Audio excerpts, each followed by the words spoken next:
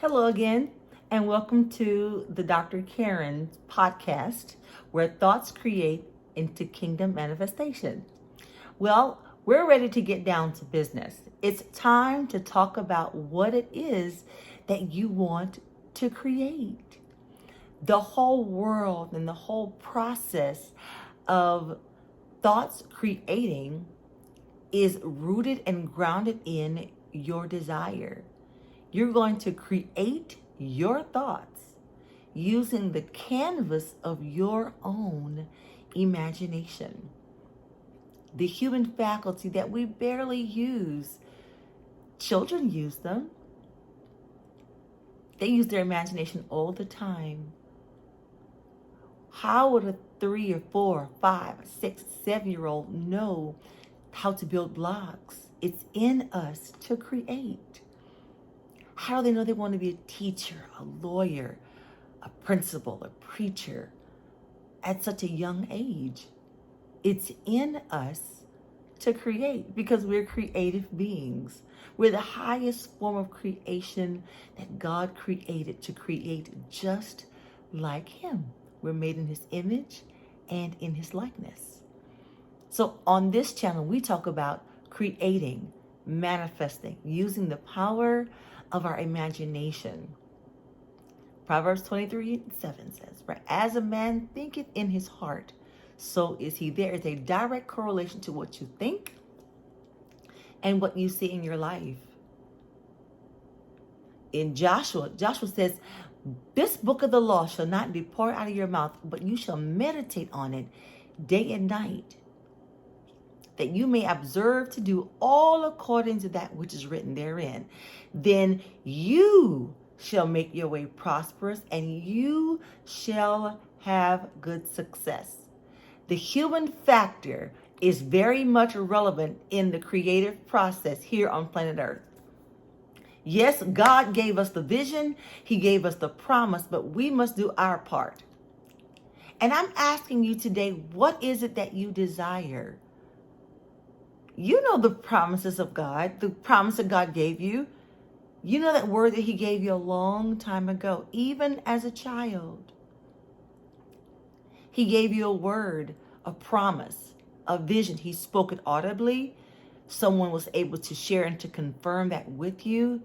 You saw an image. There's a picture down on the inside. Some of us, it's actually frightening. It can be intimidating because we think in our minds, how in the world could I? Look at my background. Look at where I come from. Look at my family. Look at my skills, my education. It's all of these limiting beliefs that we have that prohibits us from stepping forward, stepping out, and moving into the promises of God. Everyone who accepted the challenge of receiving the promises of God stepped out of mediocrity and are named in the hallmark of faith. They are known for stepping out. There's a whole chapter about it in Hebrews chapter 11. But back to you. What do you desire? What do you want?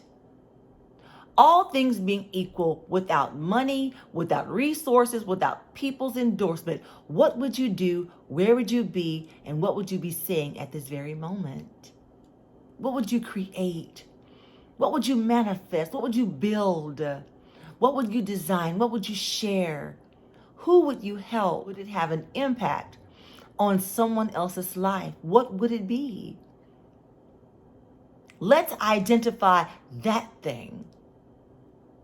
Let's start at ground zero, that the promises of God. Let's say that's what you desire. Scripture says, whatsoever you desire. When you pray, believe that you receive and you shall have. It's part of that formula. It's part of the process. There is, with scientific precision, borne out in mechanical practice, a way in which promises from God are manifested. Thoughts creating is primary of them. As a man thinks in his heart, so is he. There is 0 degree of separation between how you think and what you have, what you do, and what you are able to accomplish in this life. What did the little engine say? I think I can. I think I can. I think I can. There is an old saying that says, whether you think you're right or you think you're wrong, you're right.